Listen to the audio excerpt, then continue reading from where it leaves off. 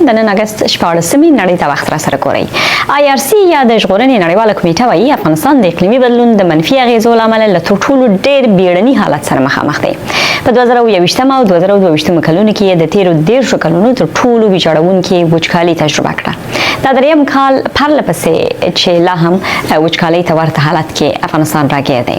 ډېر افغانان د څښاک پاکې اوبه نه مومي او نه هم دومره اوبه لري چې خپلې کروندې پرې خړوبې کړي. په افغانستان کې مخکینی حکومت د اوبو د مهارولو غږ کاوه خو نامنۍ ورته لوی خنډ جوړ کړی و. اوس طالبانو د هیواد په شمال کې د قوشتېپې کانال جوړولو چاره ګړندۍ کړې ده چې په زورګونو هکتاره ځمکه به خړوبه کړي. پر دې پروژې د 2022 کال په لومړیو میاشتو کې کار پیل شو. لومړی پړاو یې د تیر کال په اکتوبر میاشت کې بشپړ شو. طالبان وايي پر دویم پړاو یې اوس کار روان دی.